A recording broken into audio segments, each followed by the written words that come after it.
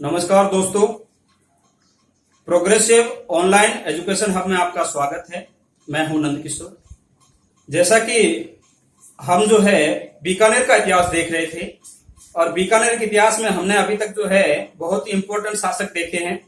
लोनकर्ण हो, चाहे जैत सिंह हो, चाहे फिर आपका राय सिंह हो।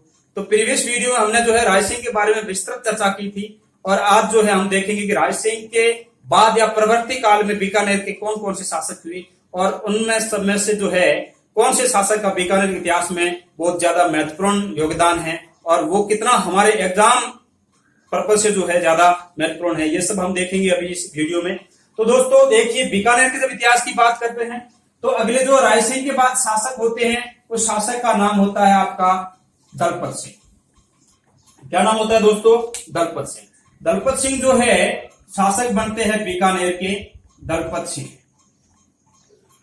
खास या ज्यादा कुछ नहीं है दलपत सिंह में, बस आपको ध्यान रखना है महज एक साल ये शासक रहते हैं, 1612 से 1613 तक। इस चीज का ध्यान रखना।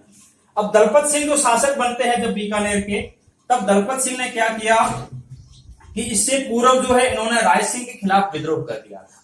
दलपत सिंह शासक बनते हैं उससे पूर्व दलपत सिंह ने क्या कर दिया था? राय सिंह के खिलाफ विद्रोह कर दिया था। तो राय सिंह के खिलाफ जो है विद्रोह करने वाले बीकानेर के शासक कौन थे? राय सिंह के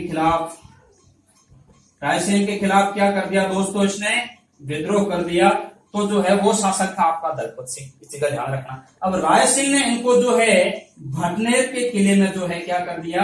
नजरबंद। भटनेर के किले में क्या किया? नजरबंद कर दिया। इसको क्या कर दिया? नजर। ज्यादा इंपॉर्टेंट नहीं है लेकिन फिर भी आपको ये ध्यान रखने जाने लायक चीज। दलपत सिंह जो है एकमात्र बीकानेर के राजकुमार थे जिन्होंने राय सिंह के खिलाफ क्या कर दिया था? विद्रोह कर दिया था। और फिर कालांतर में राय सिंह ने इनको जो है भटनेर के किले में क्या कर दिया? नजरबंद। यहाँ पे इनकी रानियों के साथ इनका क्या बना हुआ है? स्मारक बना हुआ है। क्या बना हुआ है? स्मारक। इस चीज का ध्यान रखना। यहाँ पे इनकी रानियों के साथ इनका क्या बना हुआ है? स्मारक बना हुआ है। दूसरी चीज, जब दलपत सिंह शासक बनते हो तब राय सिंह की जब मृत्यु हो जाती है तो दलपत सिंह शासक बनते हैं। तो शासक ऐसे हैं कि दोस्तों इसकी जो है टीका दस्तूरी भेजी थी, वो भेजी थी आपके जहांगीर ने। इनकी टीका दस्तूरी किसने भेजी थी? जहांगीर ने भेजी थी। किसने भेजी थी? जहांगीर ने। लेकिन अगले ही साल जो जहांगीर ने इनको जो है सत्ता से क्या कर दिया? बेदखल कर दिया था। क्या कर दिया था? बेदखल। तो इस चीज का आप ध्यान रखना। ज्यादा कुछ महत्वपूर्ण नहीं है इनमें, लेकिन फिर भी एक सीरीज बनी हुई है इसलिए मैंने आपको बताना उचित समझा, तो ध्यान रखना। अब इसके बाद अगले शासक होते हैं, उनके बारे में आपको 3 फैक्ट ध्यान में रखने हैं, हल्के से ध्यान में रखने हैं। कुछ ज्यादा महत्वपूर्ण वो भी नहीं है लेकिन फिर भी आपको जो है उनके बारे में थोड़ी बहुत जानकारी होना जरूरी है। तो अगले शासक बनेंगे आपके बीकानेर के, उनका नाम है आपका जो है सुरसिंह। क्या नाम है दोस्तों? सुरसिंह नाम है। तो हम सुरसिंह के बारे में देखते हैं कि सुरसिंह जो है बीकानेर के शासक बनते हैं तो उनके समय क्या क्या बीकानेर में प्रगति होती है। हालांकि पर्सनली बीकानेर के बारे में ज्यादा इनके बारे में जानकारी है नहीं वैसे, लेकिन कुछ मुगल रियासत में उन्होंने जो सेवाएं दी थी, अभियानों में साथ दिया था, उनके बारे में बात करेंगे। तो ये जो है 1613 से लेकर 1631 तक जो है बीकानेर में शासक रहते हैं। और इस सुरसिंह के समय जो है एक क्या होता है, जो दिल्ली में शासक होते हैं उनका नाम होता है जहांगीर। क्या नाम होता है? जहांगीर। यानी कि सुरसिंह किसके समकालीन है? जहांगीर के समकालीन है। किसके समकालीन है? जहांगीर की। आप ध्यान रखना चीज का। तो ये जहांगीर के समकालीन है। कालांतर में क्या होता है कि जहांगीर का लड़का होता है जिसका नाम होता है खुर्रम। क्या नाम होता है? खुर्रम। इस खुर्रम ने जो है 1622 में विद्रोह कर दिया। कब कर दिया? जैसे हम शहजादा खुर्रम जो होता है विद्रोह करता है तो उसको हम इतिहास में जिस नाम से जानते हैं, कालांतर में वो शाहजहां के नाम से जानते हैं। तो शहजादा खुर्रम या शाहजहां ने जो है विद्रोह कर दिया 1622 में। तो इस विद्रोह को दबाने में जो है आपके सुरसिंह किसका साथ देते हैं? मुगल सेना का साथ। क्या देते हैं? मुगल सेना का साथ देते हैं सुरसिंह। इस चीज का ध्यान रखना। तो जो है जहांगीर के जो है पुत्र खुर्रम ने जब 1622 में विद्रोह किया तो सुरसिंह ने जो है मुगल सेना का क्या दिया था? इस विद्रोह को दबाने में साथ दिया। क्या दिया था? साथ। ये खुर्रम क्या कर रहा है 1622 में? भैया विद्रोह कर रहा है। क्या कर रहा है? विद्रोह। इस चीज का ध्यान रखना। चलो आगे क्या है? इसके बाद जो है क्या होता है कि 1629 में, कब भाई? 1629 में खाने जहां लोदी का जो है खाने जहां लोधी का क्या हो जाता है? विद्रोह। क्या हो जाता है? विद्रोह। ये खाने जहां लोधी का विद्रोह होता है तो इस विद्रोह में भी जो है सुरसिंह किसका साथ देंगे? मुगल सेना का साथ देंगे। किसका साथ देंगे? मुगल सेना। ये दो चीजें हो गई। एक फैक्ट मैंने आपको और बताया, एक फैक्ट आपको और याद रखना है। 1630-31 में जो है जुझार सिंह बुंदेला का विद्रोह होता है। बुंदेलखंड की तरफ जुझार सिंह बुंदेला, जुझार सिंह बुंदेला ये क्या कर लेते हैं? विद्रोह। ये क्या कर लेते हैं? विद्रोह। तो इस विद्रोह को दबाने में भी राय सुरसिंह जो है किसका साथ देंगे? मुगल सेना का। किसका साथ देंगे? मुगल सेना का। बस ये 3 लाइनें आपको याद रखनी किसमें? सुरसिंह में। अब अगले जो शासक बनेंगे इसके बाद बहुत महत्वपूर्ण शासक है, यहीं से बीकानेर के इतिहास में जो है वापस जो है राय सिंह के बाद एक बहुत बड़ा बन के उभरते हैं, वो है आपके करण सिंह। उसके बाद बहुत ही ज्यादा इंपॉर्टेंट रहते हैं जिनकी कल्चरल और कई सारी साहित्यिक जो हमें एक्टिविटी देखने को मिलती है, वो है आपके अनूप सिंह। तो हम बात करेंगे अभी जो है आपके सामने बात करेंगे अपन जो है अनूप सिंह की बात करते हैं, सॉरी करण सिंह की बात करते हैं। करण सिंह का क्या योगदान था बीकानेर के इतिहास में? वो बीकानेर के शासन को या बीकानेर के जो है राज्य को किस ऊंचाई पर ले गए थे उसके बारे में बात करते हैं। अब जो है अगले शासक है आपके करण सिंह। तो दोस्तों सबसे पहले ध्यान रखना करण सिंह जो है 1631 से लेके 69 तक जो है बीकानेर के क्या रहेंगे? शासक रहेंगे। ये दिल्ली में 2 शासकों के समकालीन थे। एक थे शाहजहां। कौन थे दोस्तों? शाहजहां। और इसके बाद अगले शासक दिल्ली में बनेंगे, वो बनेंगे औरंगजेब। कौन बनेंगे? औरंगजेब। अब होता क्या है दोस्तों, जब ये करण सिंह शाहजहां के समय शासक होते हैं तो आपको पता होगा कि भारत में जो है मुगल शासक शाहजहां है, इनको जो है औरंगजेब ने बंदी बना लिया था। इनके जीवन के अंतिम दिन जेल में बीते। ऐसा क्यों हुआ था? क्योंकि शाहजहां की जो है मृत्यु की अफवाह फैल गई थी, और ऐसी अफवाह फैली कि शाहजहां की डेथ हो गई है, मृत्यु हो गई है, और शाहजहां ने अपने सबसे बड़े पुत्र या प्रिय पुत्र दारा या दारा सिकों को जो है क्या कर दिया है? बादशाह घोषित कर दिया है। ये बात सुनकर जो है शाहजहां के बाकी पुत्र थे, औरंगजेब था जो दक्षिण भारत अभियान पे था, शुजा जो बंगाल में था, मुराद था जो गुजरात साइड था, और दारा सिको, ये सारे भाइयों में आपसी जो है क्या होते हैं? संघर्ष होते हैं, जिसे हम इतिहास में कहते हैं शाहजहां का उत्तराधिकारी संघर्ष। शाहजहां का उत्तराधिकारी संघर्ष। तो इस उत्तराधिकारी संघर्ष जब होता है तो करण सिंह ने जो है इस उत्तराधिकारी संघर्ष में भाग नहीं लिया। तो करण सिंह ने इस उत्तराधिकारी संघर्ष में भाग नहीं लिया, आपको यह ध्यान में रखना है। लेकिन शुरुआती युद्धों में लमसम भारत के समस्त हिंदू शासकों ने दारा सिकों का साथ दिया था, लेकिन फिर भी दारा सिकों जो है हार जाते हैं। तब रुझान जो दिखते हैं इसमें उत्तराधिकारी संघर्ष में वो औरंगजेब के पक्ष में दिखते हैं। जब औरंगजेब की विजय को देखकर जो है करण सिंह जो है इसको थोड़ा बहुत सहयोग देने की सोचते हैं। तो एक इतिहास प्रसिद्ध युद्ध हुआ था 1659 में। कब हुआ था? 1659 में खजुआ का युद्ध, एमपी में हुआ था खजुआ का युद्ध। ये खजुआ का युद्ध जो होता है ये 1659 में हुआ था, खजुआ का युद्ध। ये युद्ध होता है औरंगजेब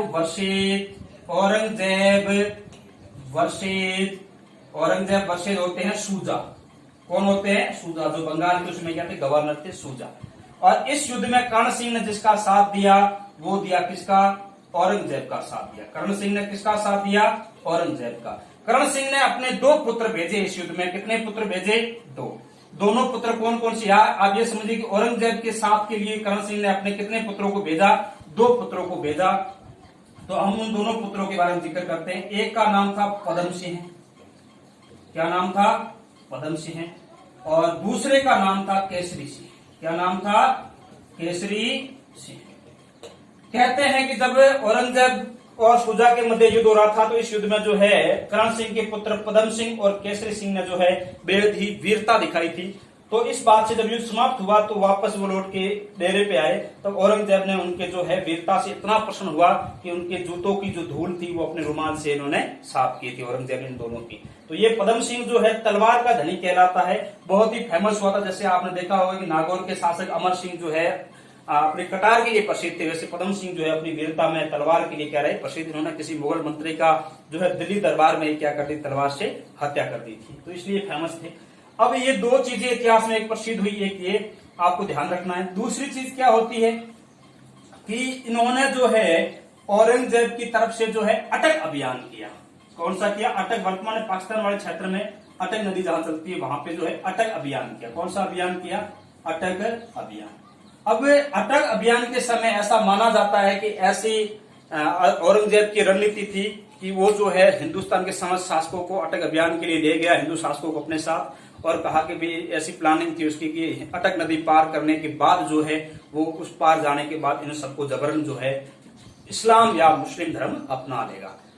तो ये बात जब हिंदू शासकों को पता चलती है तो उन लोगों ने तय किया कि अपन जो है उस नदी को पार करेंगे नहीं, ऐसी कोई रणनीति बनाते हैं। तो करण सिंह ने जो है उसमें एक रणनीति बनाई। करण सिंह ने कहा कि पहले सारे मुगल सैनिक और मुगल नवाब जो है अटक नदी पार कर लें, उसके बाद दोबारा नावें जब आएगी तब हम नावों में बैठकर सारे शासक उधर आ जाएंगे। अब ऐसा होता है कि मुगल नवाब और सैनिक जो है सारे नाव पार करके वहां चले जाते हैं अटक नदी के दूसरे पार, वापस नावें आती है इनको लेने के लिए हिंदू शासकों को। तो जो है करण सिंह के नेतृत्व में हिंदू शासकों ने विद्रोह कर दिया और जो है नावे वावे तोड़ फोड़ करके उन लोगों ने जाने से छोड़ मना कर दिया, यानी कि एक प्रकार से अघोषित क्रांति कर दी। किसके खिलाफ? औरंगजेब के खिलाफ, अपने धर्म के रक्षा के लिए। तो जो है वहां के साथी शासक थे हिंदू शासक, उन्होंने जो है करण सिंह के जो है बहादुरी को देख के उनके पक्ष में नारे लगाने शुरू किए, उनके जयकारे या जय घोष की। और वो जय घोष जिस नाम से की गई वो की गई जय जंगल धर बादशाह, ठीक है ना। तो यहीं से जो है अटक अभियान के बाद जो है इनको बीकानेर के शासकों को जांगल धर बादशाह कहा जाने लगा। इन्होंने कहा कि अब हमारे बादशाह है वो कौन होंगे? करण सिंह होंगे। तो जांगल धर बादशाह की उपाधि मिलती है वो इनको कौन से अभियान के बाद मिलती है? उपाधि मिलती है अटक अभियान के बाद। किसी मुगल शासक ने नहीं दी थी, ध्यान रखना। समकालीन जो उनके सहयोगी शासक थे हिंदू शासक, उन्होंने जो है मुगलों का विरोध करने के प्रतिफल में ये उपाधि इनको दी थी। तो ये आपको विशेष ध्यान रखना है कि अटक अभियान में इनको जो है जांगल धर बादशाह की क्या दी गई? उपाधि दी गई। चलो आगे देखते हैं कि हमने देखा कि करण सिंह और एक इतिहास में, हमारे राजस्थान के इतिहास में फेमस युद्ध होता है करण सिंह और अमर सिंह के मध्य, जिसे हम कहते हैं मतीरे की रार।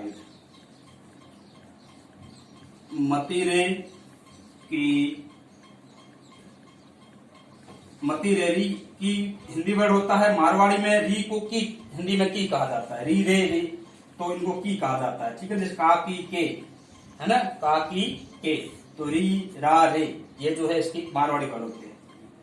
मतीरे री राड, राड यानी युद्ध, कलह, लड़ाई, है ना। ये जो है एक 2-3 वर्षीय युद्ध था, 1642 से लेके और 44 तक चला था। इसमें 2 पक्ष थे, अमर सिंह और वर्सेज आपके जो है करण सिंह। और इसमें जो है शुरुआत में अमर सिंह की विजय होती है शुरुआती युद्धों में, और बाद में जो है निर्णायक विजय किसकी होती है? करण सिंह की। अमर सिंह कहां के थे दोस्तों? नागौर के थे। कहां के थे? नागौर। इस युद्ध में एक्चुअल में मतीरे की राड युद्ध नाम क्यों है? मतीरा मतलब होता है तरबूज, जो राजस्थान में, पश्चिम राजस्थान में जो है आपकी खरीफ की फसल का एक प्रकार का फल है तरबूज, जो आपने देखे होंगे मार्केट में, वही है। तो तरबूज क्या था कि उस समय दोनों की सीमाएं, जो बीकानेर और नागौर की जो सीमाएं थी, जैसे सपोज कीजिए कि ये आपका जो है बीकानेर है और ये आपका जो है नागौर है, ठीक है। नागौर में एक यहाँ गांव पड़ता है जाखनिया। कौन सा पड़ता है? जाखनिया। अब सपोज कीजिए बीकानेर वाले के खेतों में जो है मतीरे के बेल बोई हुई थी, वो बेल फैल के और यहाँ आ गई जाखनिया की सीमा में, यानी कि नागौर की सीमा में। अब जब इसके तरबूज लगे तो नागौर वालों ने या जाखनिया वालों ने कहा कि तरबूज हमारे हैं, जबकि बीकानेर वाले का बेल तो हमारे खेत में हुई थी, तो फिर तरबूज पे हक हमारा है। ये बात दोनों लेके आपस में ठन गई दोनों के मध्य, और दोनों अपने अपने राजाओं के पास किसान पहुंच गए। दोनों राजाओं ने इसको अपना स्वाभिमान की बात समझी, मानी, और दोनों के मध्य क्या शुरू होता है? संघर्ष। तो जो अमर सिंह है शुरुआत में इनकी विजय होती है, लेकिन निर्णायक विजय किसकी हो जाती है भैया? कर्ण सिंह की। तो ये मतेरी की राड़ का युद्ध बहुत ही फेमस युद्ध हुआ था, ये ध्यान रखना। तो ये तो कुछ चीजें थी कर्ण सिंह के बारे में, जो है हमें इतिहास में राजनीतिक घटनाक्रम कह सकते हैं इनको, ठीक है। अब हम देखते हैं कि किस तरह उन्होंने कल्चरल एक्टिविटी को जो है योगदान प्रोत्साहन दिया था या उनमें योगदान दिया था, उसके बारे में बात करते हैं। तो कर्ण सिंह जो है विद्वान आदमी था और इन्होंने जो है कई तरह की साहित्य में जो है अपना भी योगदान भी दिया है, तो हम उसके बारे में बात करते हैं। तो कर्ण सिंह ने जो है एक साहित्य कल्पद्रुम नाम ग्रंथ की रचना की थी। आपको पूछे कि साहित्य कल्पद्रुम ये ग्रंथ की रचना किसने की भैया? कर्ण सिंह ने की। किसने की? कर्ण सिंह। अन्य साहित्यकारों के साथ मिलकर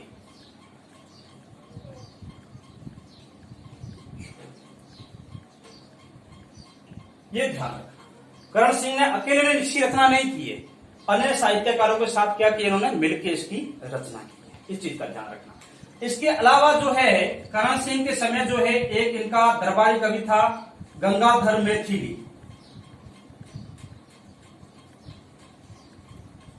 गंगाधर मैथिल, इस आदमी ने जो है 2 ग्रंथ लिखे। कितने ग्रंथ लिखे? 2। एक तो इसने लिखा कर्ण भूषण, और ये जो है ध्यान रखना साहित्य कल्पद्रुम जो है अलंकारों की पुस्तक है। कर्ण भूषण और काव्य डाकिनी। क्या लिखा? काव्य डाकिनी। ये दोनों ग्रंथ जो है किसने लिखे हैं? आपके दोनों ही ग्रंथ जो है गंगाधर मैथिल ने लिखे हैं, जो कर्ण सिंह के क्या थे? दरबारी। क्या थे? कर्ण सिंह के दरबारी। इस चीज का ध्यान रखना। एक होता है आपका जो है चिंतामणि भट्ट। क्या नाम होता है? चिंतामणि भट्ट। इस चिंतामणि भट्ट ने जो है शुक्ल सप्तमी लिखी। क्या लिखी? शुक्ल सप्तमी। कौन सा ग्रंथ लिखा इसने? शुक्ल सप्तमी। इसी शुक्ल सप्तमी ग्रंथ में जो है कर्ण सिंह को क्या कहा गया है? जांगलधर कहा गया है। क्या कहा गया है कर्ण सिंह को? जांगलधर बादशाह।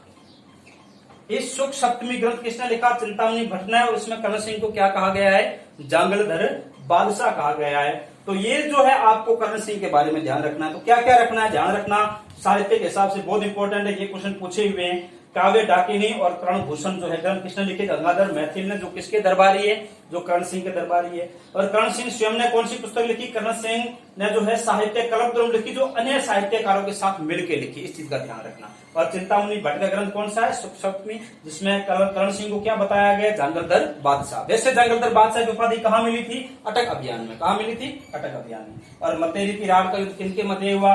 अमर सिंह और कर्ण सिंह के मध्य हुआ। और औरंगजेब के शाहजहां के उत्तराधिकारी संघर्ष में जो है कर्ण सिंह ने हिस्सा नहीं लिया, लेकिन जब औरंगजेब का पलड़ा भारी होता है तो फिर कर्ण सिंह जो है आपको किसका साथ देते हैं? औरंगजेब का, और अपने 2 पुत्रों को भेजते हैं, पद्म सिंह और केसरी सिंह को। बस ये इतना सा आपको ध्यान में रखना। किसके बारे में? कर्ण सिंह के बारे में। अब इसके बाद अगला शासक होता है, बहुत ज्यादा इंपॉर्टेंट शासक है, वो है आपके जो है कौन? अनूप सिंह। कौन है? अनूप सिंह। हम देखते हैं कि अनूप सिंह ने क्या करवाया था। अनूप सिंह का बहुत बड़ा योगदान था, विद्वान आदमी था। उसने कई सारी जो है साहित्य को प्रोत्साहन दिया है, और कई सारे साहित्यों का जो है कई भाषाओं में जो है राजस्थानी भाषा वगैरह में जो है क्या कराया? अनुवाद भी कराया है। कई सारे उसने पुस्तकालयों का निर्माण करवाया है। कई सारी चित्रकला की गतिविधियों को जो है बहुत ज्यादा प्रोत्साहन मिला इस काल में। तो हम देखते हैं अनूप सिंह का काल। तो देखिए अनूप सिंह जो है, अनूप सिंह जब शासक बनते हैं तो वो बनते हैं आपके 1669 से लेके, अनूप सिंह जो है शासक बनते हैं 1669 से लेके 1698। तब से कब तक है? 1669 से 1698। अनूप सिंह का मैक्सिमम जीवन जो है दक्षिण भारत अभियान में बीता। इस चीज का ध्यान रखना, ठीक है। तो हम बात करते हैं कि जो है अनूप सिंह के समय क्या होता है कि अनूप सिंह ने दक्षिण भारत अभियानों में, कौन से अभियानों में? दक्षिण भारत अभियान। किसकी तरफ से किए? मुगलों की तरफ से किए। तो स्वाभाविक सी चीज है, इसका समकालीन मुगल शासक कौन होगा? मुगल इसका समकालीन मुगल शासक कौन होगा? औरंगजेब होगा, है ना, क्योंकि 1707 में औरंगजेब की मृत्यु होती है। इसका समकालीन मुगल शासक कौन होगा? औरंगजेब होगा। तो औरंगजेब के लिए इसने कौन से अभियान किए? दक्षिण भारत के अभियान किए, है ना, दक्षिण भारत को जो अपने मुगलों के अधीन करने के लिए अभियान किए गए। इन अभियानों से प्रसन्न होकर जो है औरंगजेब ने इसको माही मराठे और महाराजा की उपाधि दी। और किसकी उपाधि दी? महाराजा की उपाधि। ये दोनों जो है क्या है? उपाधियां हैं जो किसने दी है? मुगल बादशाह औरंगजेब ने। किसने दी है? मुगल बादशाह औरंगजेब ने। कौन कौन सी दो उपाधि है? माही मराठे और महाराजा। अब आप पूछेंगे सर ये माही मराठे क्या है ना? तो ध्यान रखना कि माही मराठी एक प्रकार का मुगलों में उस समय सर्वोच्च वीरता का पुरस्कार होता था, जैसे अपने अभी वर्तमान होते हैं ना परमवीर चक्र वगैरह इस टाइप से, है ना। तो उस समय का ये सर्वोच्च वीरता का पुरस्कार था, जो किसको दिया गया? आपके अनूप सिंह जी को दिया गया। किसको दिया गया? अनूप सिंह। अब मैंने कहा कि अनूप सिंह जो है बेहद ही विद्वान आदमी थे, है ना। दक्षिण भारत में जब इन्होंने अभियान किए तो वहां इनको बहुत सारा संस्कृत जो है साहित्य उपलब्ध हुआ, प्राप्त हुआ, है ना। उस संस्कृत साहित्य को उन्होंने जो है अपने साथ इकट्ठा किया और अपने साथ कहां ले आए? बीकानेर में। तो इन्होंने जो है बीकानेर के अंदर, कहां पे? बीकानेर में अनूप पुस्तकालय की जो है अनूप पुस्तकालय का निर्माण करवाया। वर्तमान में हम इसको अनूप संस्कृत पुस्तकालय के नाम से जानते हैं, ध्यान रखना। अनूप पुस्तकालय यानी कि लाइब्रेरी का क्या करवाया? एक प्रकार का निर्माण करवाया। और इसमें जो है इसने संस्कृत ग्रंथों का क्या किया? संकलन। संस्कृत ग्रंथों का क्या किया? संकलन, है ना। बीकानेर में कौन से पुस्तकालय में जो है संस्कृत ग्रंथ रखे थे अनूप सिंह ने? अनूप पुस्तकालय या अनूप संस्कृत पुस्तकालय में। यहीं पे जो है इन्होंने कुंभा द्वारा रचित संगीत ग्रंथों का संकलन किया। कुंभा द्वारा रचित संस्कृत ग्रंथ, इनका भी क्या किया है? यहाँ पे संकलन किया है। क्या किया है? संकलन। किसने किया भैया? अनूप सिंह। किसने किया? अनूप सिंह। इस चीज का ध्यान रखना। इसके अलावा जो है वहां जब आपने देखा होगा कि औरंगजेब की धार्मिक जो है हिंदू धर्म के प्रति जो है उसकी कट्टरता देखने को मिलती है। वो हिंदू धर्म में जो है कई हिंदू देवी देवताओं के मंदिर और मूर्तियां तुड़वाता है। तो उस समय जो है औरंगजेब की कट्टर धार्मिक नीति का विरोध करते हुए राज सिंह ने आपके अनूप सिंह जी ने जो है वहां जितने भी हिंदू देवी देवताओं के मंदिर थे, मूर्तियां थी, उनको इकट्ठा किया और कहां ले आए? बीकानेर। और बीकानेर में इन्होंने जो है आपके धार्मिक कट्टरता का विरोध,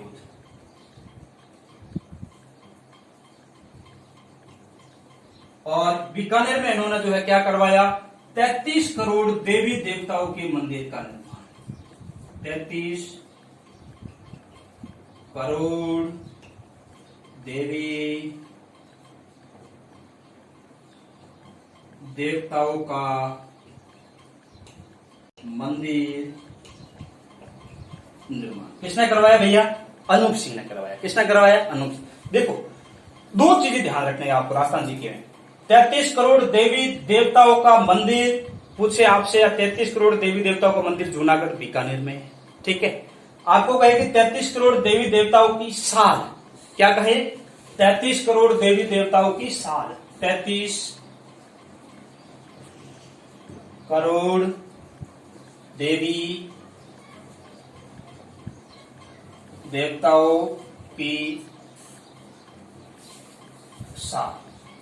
तो ये कहां है? जोधपुर में। कहां है भैया?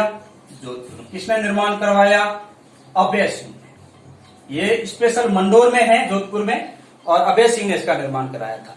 तो ध्यान रखना साल का मतलब यहाँ क्या है? ये साल वर्षी मतलब नहीं है, ये साल है।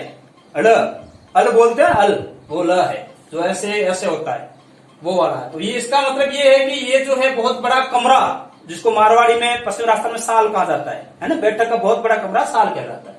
तो इस चीज ध्यान, साल, ये ल नहीं बोलते, साल बोलते हैं, साल। तो ये ध्यान रखना, ये जोधपुर में है और अभय सिंह ने कराया। 33 करोड़ देवी देवताओं की साल तो कहाँ है? जोधपुर में। जबकि 33 करोड़ देवी देवताओं का मंदिर कहाँ है? बीकानेर जूनागढ़ में, जिसका निर्माण किसने कराया? अनूप सिंह ने। अब इस मंदिर की एक प्रसिद्ध मूर्ति है भैरव गणेश की मूर्ति। कौन सी प्रतिमा प्रसिद्ध है यहाँ की? भैरव गणेश। तो ध्यान रखना, भैरव का मतलब होता है शेर। क्या मतलब होता है? शेर। क्या मतलब है इसका? शेर। अब ये 33 करोड़ देवी देवता में भैरव गणेश की प्रतिमा जो है वो कहाँ है? एकमात्र राजस्थान पूरे में बीकानेर में ही है, जूनागढ़ फोर्ट में। ठीक है, यानी कि आपको ध्यान रखना है कि गणेश का वाहन क्या है? चूहा है ना। यानी कि गणेश जी पहले जो है किसमें घूमते थे? अल्टो में। और बीकानेर में गणेश जी किसमें घूमते हैं? मर्सिडीज में घूमते हैं। किसमें घूमते हैं? मर्सिडीज में। तो आपको यानी शेर क्या है? अपने आप में मर्सिडीज है जानवरों में, है ना। तो गणेश जी किसमें घूम रहे हैं? यहाँ पे शेर पे घूम रहे हैं। तो ये जो है प्रतिमा, इसके बारे में ध्यान रखना, भैरव गणेश की प्रतिमा है। तो 33 करोड़ देवी देवताओं की साल का निर्माण किसने, सॉरी मंदिर का निर्माण किसने कराया? बीकानेर के अनूप सिंह ने करवाया। ठीक है, बीकानेर जूनागढ़ फोर्ट। चलो हम आगे देखते हैं। अब यहाँ इतना ही नहीं, जब वो दक्षिण भारत अभियानों में थे तो वो जो है वहां की आप समझ सकते हैं संस्कृति से, वहां की चित्रकला से बहुत वाकिफ हुए और बहुत ज्यादा उनको जो है हमें देखने को मिलता है बीकानेर की चित्रकला पे जो है दक्षिण भारत का अभियान, दक्षिण भारत का प्रभाव किस पे समय देखने को मिलता है? तो वो मिलता है आपके अनूप सिंह के समय। बीकानेर चित्र शैली में क्या लिखना है आपको? बीकानेर चित्र शैली में जो है, शैली पर दक्षिण भारत का प्रभाव। किसका? दक्षिण भारत का प्रभाव। ये किसके समय देखने को मिला? अनूप सिंह के समय। किसके समय? अनूप सिंह के समय। बीकानेर चित्रशैली प्रारंभ कब हुई भैया? तो राय सिंह के समय। ठीक है, हालांकि जब चित्रशैली आएगी तब मैं आपको अलग से पूरा टॉपिक करवाऊंगा, उसमें पूरा पता होगा कि किसके समय कितना प्रभाव पड़ता है, किसका जो है कि शुरुआत होती है चित्रशैली की, वो सारी चीजें हम देखेंगे, है ना। कौन कौन से चित्रित ग्रंथ होते हैं, कौन से रंगों का प्रयोग होता है, वो सारा देखेंगे। तो इसलिए और इसके समय जो है इस चित्रशैली पर प्रभाव ही नहीं बढ़ता बल्कि चित्रकला को जो है बहुत प्रोत्साहन दिया जाता है। इसलिए हम कहते हैं बीकानेर चित्रशैली का क्या कहलाता है? ये इसका काल बीकानेर चित्रशैली का क्या कहलाता है? स्वर्ण काल। क्या कहलाता है? बीकानेर चित्रशैली का स्वर्ण काल। मैं ऊपर लिख लेता हूं, चलो। बीकानेर चित्रशैली का जो है ये क्या कहलाता है? इसका काल स्वर्ण काल। यानी कि अनूप सिंह का काल जो है बीकानेर चित्रशैली का क्या कहलाता है? स्वर्ण काल कहलाता है। क्या कहलाता है? स्वर्ण काल। ये आपको ध्यान में रखना है। चलो, ये तो सारी बातें जो हुई हमारे सामने जो है वो है इनकी कुछ राजनीतिक घटनाक्रम और वहां पे उन्होंने क्या क्या चीजें देखी, उनको किस तरह बीकानेर में अप्लाई किया, किस तरह उन्होंने बीकानेर में जो है स्थापत्य कला या साहित्य को प्रोत्साहन दिया, वो सारी बातें। अब मैंने कहा कि खुद विद्वान थे तो इन्होंने कई सारी साहित्यिक एक्टिविटी को आगे प्रोत्साहन दिया, खुद ने जो है कई सारे ग्रंथ लिखे हैं, हम उनके बारे में बात करते हैं। तो देखो बीकानेर में जो है अनूप सिंह के समय जो है अनूप सिंह ने खुद ने जो है कई सारे ग्रंथ लिखे, है ना। अनूप सिंह ने खुद ने जो है कई सारे ग्रंथ लिखे। तो मैं आपको बता रहा हूं वो है अनूप सिंह के ग्रंथ। किसके ग्रंथ बता रहा हूं? अनूप सिंह के ग्रंथ। तो अनूप सिंह के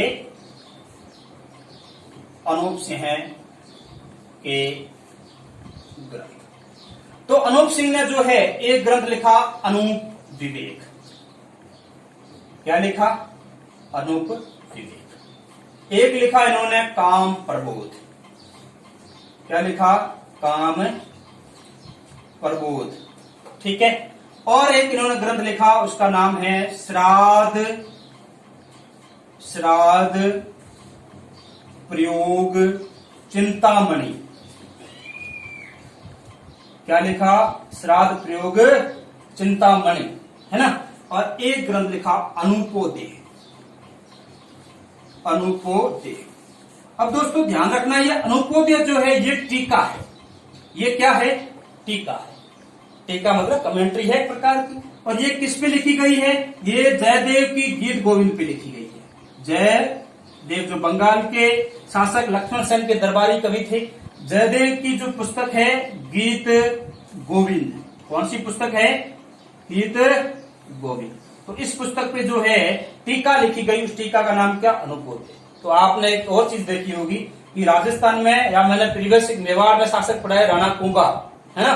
तो राणा कुंभा में जो मैंने आपको बताया था कि जयदेव की गीत गोविंद पर राणा कुंभा ने टीका लिखी जिसका नाम क्या था? रसिक प्रिया। तो आपको ध्यान रखना है राणा कुंभा और अनूप सिंह दोनों ने जो है टीका लिखी किस पे? जयदेव की गीत गोविंद पे। किस पे लिखी है? जयदेव की गीत गोविंद पे। तो ये आपको विशेष ध्यान रखना है, यहाँ पे क्वेश्चन बन सकता है, आपका अच्छा क्वेश्चन बन सकता है यहाँ पे। तो ये टीका जो है किस पे लिखी हुई है? गीत गोविंद पे, अनूपोदेय नाम से। ठीक है, अनूप सिंह। चलो, ये 4 ग्रंथ आपको ध्यान में रखने अनूप सिंह के, जो अनूप सिंह ने खुद ने लिखे। इसके अलावा अनूप सिंह के दरबार में कई सारे कवि थे, उन्होंने अलग अलग भाषाओं में जो ग्रंथ थे संस्कृत थे उनका कई राजस्थान में अनुवाद किया है, कई सारे ग्रंथ इनके नाम के ऊपर भी लिखे गए हैं, तो हम उनके बारे में बात करते हैं। तो देखो, सबसे पहले मैं आपको बता रहा हूं वो ये कुछ संस्कृत ग्रंथ थे, उनका जो है राजस्थानी में क्या किया गया था, अनुवाद किया गया था। क्या किया गया था, राजस्थानी में अनुवाद। तो संस्कृत ग्रंथों का राजस्थान में अनुवाद का हम इतिहास देखते हैं। तो देखिए, संस्कृत ग्रंथ है, मूल रूप से क्या है, ये संस्कृत ग्रंथ है, और इनका अनुवाद किसमें होगा, अनुवाद किसमें होगा, राजस्थानी में। किसमें होगा, राजस्थानी। तो 3 ग्रंथ है, कितने ग्रंथ है, 3। तो देखिए कौन कौन से। एक तो है आपकी गीता, कौन सी है, गीता, ठीक है। एक है आपकी शुककारिका, कौन सी है, शुककारिका। और एक है आपकी बेताल पचीसी, बेताल पचीसी, बेताल पचीसी। चलो, ये यहां नहीं दिख रहा है तो मैं इसको थोड़ा सा जो है ऐसे कर लेता हूं कि ये शुककारिका यहां लिख लेते हैं, ये शुककारिका, और इधर थोड़ा कर लेते हैं अपन बेताल पचीसी, बेताल पचीसी। अब मुझे उम्मीद है आपको दिख जाएगा साफ। तो गीता, शुककारिका और बेताल पचीसी, तीनों का राजस्थानी में क्या किया गया था, अनुवाद। मूल रूप से किसके ग्रंथ थे, आपके संस्कृत के। जो गीता का अनुवाद जो करते हैं वो करते हैं आनंद राम। कौन करते हैं, आनंद राम। ये आनंद राम जो है ये गीता का अनुवाद किसमें करता है, राजस्थानी में। शुककारिका क्या, शुक का मतलब क्या होता है, तोता, है ना, दाड़िम प्रिय शुक, है ना। तो ये दाड़िम यानी जो है अनार उसको प्रिय होता है, तोते को शुक कहा गया संस्कृत पर, शुककारिका। ये जो है तोता है, उसमें जो है पति पत्नी के दाम्पत्य जीवन की कहानियां हैं। तो इसलिए हमने जब राजस्थान में इसका अनुवाद किया तो दाम्पत्य विनोद नाम से किया, दाम्पत्य विनोद, किस नाम से किया, दाम्पत्य विनोद नाम से किया। और बेताल पचीसी, विक्रम बेताल वाली वो कहानियां जो है ना। तो ये सारी जो संस्कृत के ग्रंथ है इनका इसमें अनुवाद हुआ राजस्थानी में, किसके समय, अनूप सिंह के समय। ये बहुत इंपॉर्टेंट चीज है, ध्यान रखना इन चीजों का, ठीक है। चलो, इसके अलावा आपने देखा होगा कि औरंगजेब ने जो है धार्मिक कट्टर नीति ही नहीं अपनाई, बल्कि उसने अपने दरबार से जो है साहित्यकारों को वगैरह कवियों को आश्रय देना बंद कर दिया, उनको निकाल दिया। तो वहां से एक बहुत ही प्रसिद्ध कवि आते हैं और जिनका नाम होता है भावभट्ट। क्या नाम होता है, भावभट्ट। इस भावभट्ट नामक कवि ने जो है ये दरबारी कवि था, किसका, अनूप सिंह का। इसने कई सारे ग्रंथ लिखे हैं, हम उनके बारे में बात करेंगे, ठीक है। एक इसने ग्रंथ लिखा संगीत अनूप अंकुश। कौन सा ग्रंथ लिखा, संगीत अनूप अंकुश। एक इसने ग्रंथ लिखा अनूप संगीत विलास। कौन सा ग्रंथ लिखा, अनूप संगीत विलास। एक इसने ग्रंथ लिखा अनूप संगीत रत्नाकर, अनूप संगीत रत्नाकर, है ना। ये ग्रंथ किसने लिखा है, अनूप संगीत रत्नाकर। ये 3 ग्रंथ आपके किसने लिखे थे, भावभट्ट ने लिखे थे। किसने लिखे थे, भावभट्ट ने। ये ध्यान रखना आपको, किसके बारे में, अनूप सिंह के बारे में। किसके बारे में, अनूप सिंह। अनूप सिंह के जो है दरबारी कवि मनीराम वगैरह भी थे और उन्होंने भी कई सारे ग्रंथ लिखे थे, हम उनके बारे में भी बात करेंगे आपसे। तो अनूप सिंह के जो दरबारी कवि होते हैं मनीराम वगैरह, उन्होंने जो है ग्रंथ लिखा था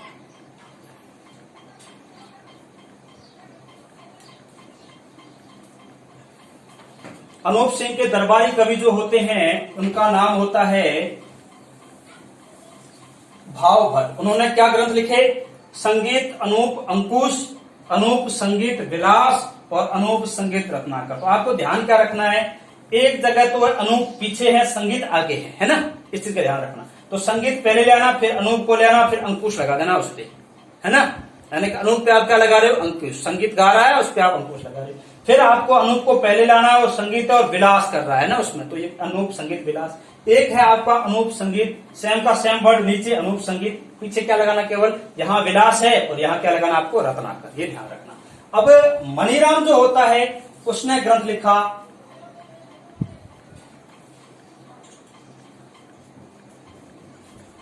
मनीराम, इसने 2 ग्रंथ लिखे, अनूप व्यवहार सागर। क्या लिखा? अनूप व्यवहार सागर।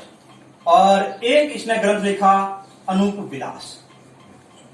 अनूप विलास, इस चीज का ध्यान रखना। अनूप विलास और अनूप व्यवहार सागर 2 ग्रंथ किसने लिखे? आपके मनीराम ने लिखे। एक जो है इनका दरबारी कवि था, उसने जो है बहुत ही प्रसिद्ध ग्रंथ लिखा था तीर्थ रत्नाकर। कौन सा लिखा था? तीर्थ रत्नाकर। और उसका नाम जो है हमें देखने को मिलता है, वो मिलता है आपका, वो नाम है इसका अनंत भट्ट। क्या नाम है? अनंत भट्ट। ये जो है अनंत भट्ट है, इसने एक ग्रंथ लिखा, उसका नाम क्या है? तीर्थ। अनंत दीक्षित भी कई जगह कहते हैं, कुछ तीर्थ भट्ट कहते हैं। तो तीर्थ रत्नाकर, तीर्थ रत्नाकर, इस तरह से जो है ये ग्रंथ लिखा है आपके किसने? अनंत भट्ट ने लिखा। किसने लिखा है? अनंत भट्ट ने। तो ये सारा जो है आपने देखा अनूप सिंह के बारे में है। और इस तरह से जो है अनूप सिंह बीकानेर में बहुत ही महत्वपूर्ण शासक हो जाते हैं, इस चीज का ध्यान रखना आप। अनूप संस्कृत पुस्तकालय की रचना, राजस्थानी ग्रंथों का जो है संस्कृत ग्रंथों का हिंदी में अनुवाद हमने देखा। 3 ग्रंथ थे, गीता, बेतालपति और शुक कारिका। ध्यान रखना, शुक कारिका पहली संस्कृत की पुस्तक है जिसका फारसी में अनुवाद हुआ था। राजस्थानी में तो हुआ ही हुआ है, किसने करवाया? अनूप सिंह ने। लेकिन शुक कारिका ऐसी पहली संस्कृत की पुस्तक है जिसका किसमें अनुवाद हुआ है? जिसका जो है आपके फारसी भाषा अनुवाद किया गया था। और गीता का अनुवाद किसने किया था? आनंद राम ने किया था। भावभट्ट जो दरबारी कवि किसके थे? अनूप सिंह के थे। कितने ग्रंथ लिखे? 3 लिखे। कौन कौन से? संगीत अनूप अंकुश, अनूप संगीत विलास और जो है अनूप संगीत रत्नाकर। फिर जो एक दरबारी कवि कौन थे? मणिराम। इसने क्या लिखा? अनूप व्यवहार सागर और अनूप विलास। एक और कवि थे अनंत भट्ट, जिन्होंने क्या लिखा? तीर्थ रत्नाकर। ठीक है, ध्यान रखना। अनूप सिंह खुद ने कितने ग्रंथ लिखे? 4 ग्रंथ लिखे। कौन कौन से? अनूप विवेक, काम, प्रबोध, श्राद्ध, प्रयोग, चिंतामणि और अनूपोदय। अनूपोदय क्या है? गीत गोविंद पे टीका है। कुंभा ने लिखी थी वो कौन सी थी? रसिक प्रिया। तो अनूप सिंह ने लिखी, उसको क्या कहा? अनूपोदय। दोनों ही टीका किस पे लिखी हुई है? गीत गोविंद पे। गीत गोविंद किसने लिखी थी? जयदेव ने लिखी थी। जयदेव कहाँ के थे? बंगाल के थे। किसके दरबारी कवि थे? बंगाल के शासक लक्ष्मण सेन। ये आपको सारे फैक्ट ध्यान में होने चाहिए। चलो, फिर जो मैंने आपको बताया कि अनूप संस्कृत पुस्तकालय निर्माण किसने करवाया? अनूप सिंह ने। वहां पे किसका जो संकलन किया गया? संस्कृत के जितने भी ग्रंथ थे उनका वहां संकलन किया गया। और कुंभा के संस्कृत संगीत ग्रंथों का वहां क्या किया गया? संकलन किया गया। इसके अलावा 33 करोड़ देवताओं का मंदिर जो है बीकानेर के किले जूनागढ़ में किसने बनाया? वहां पे बनाया अनूप सिंह ने। तो 33 करोड़ देवताओं की साल कहां पे है? तो वो मैंने आपको बताया जोधपुर में, जिसका निर्माण किसने करवाया था? अभय सिंह ने। ध्यान रखना। अच्छा, तो 33 करोड़ देवताओं का मंदिर जो बीकानेर में है उसका जो है आपके उसके अंदर प्रसिद्ध मूर्ति किसकी है? गणेश जी की है। जो क्या कहलाते हैं? हेरम गणपति कहलाते हैं या हेरब गणेश कहलाते हैं, है ना। जिसपे गणेश की सवारी किस पे है? सिंह पे या शेर पे सवारी है।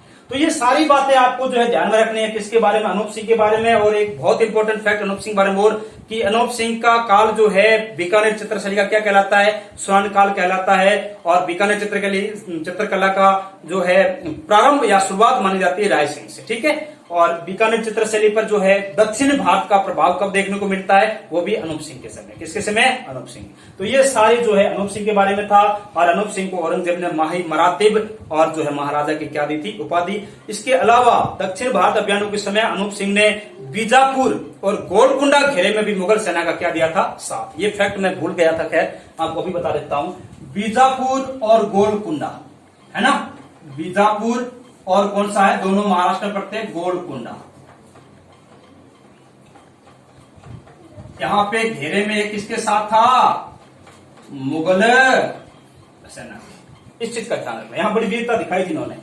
तो जो है इस घेरे में भी ये कैसे किसके साथ थे? मुगल सेना के साथ थे। तो ये सारा आपने देखा अनूप सिंह का काल। इसके बाद हम जो है नेक्स्ट कल देखेंगे। आप अधिक से अधिक इस चैनल को लाइक करें, सब्सक्राइब करें, शेयर करें और अपने दोस्तों तक इसको पहुंचाएं, ताकि वो लोग जो है घर बैठे इस पल का आनंद ले सकें, अपनी पढ़ाई को, अपनी स्टडी को कंटिन्यू कर सकें। तो दोस्तों मेरी गुजारिश है आपसे, आप मुझे जो है इस तरह प्रोत्साहित करेंगे लाइक, शेयर और सब्सक्राइब करके अधिक से अधिक, ताकि मैं भविष्य में और अच्छे और बेहतर वीडियो लाने की कोशिश करूं। मेरा प्रयास है कि अभी ये जो है अपलोड होने के बाद जो है नेक्स्ट वीडियो में इंडियन हिस्ट्री का आपके सामने लाऊं। तो शाम तक उम्मीद है कि मैं आपके सामने इंडियन हिस्ट्री प्रस्तुत करूंगा। धन्यवाद दोस्तों।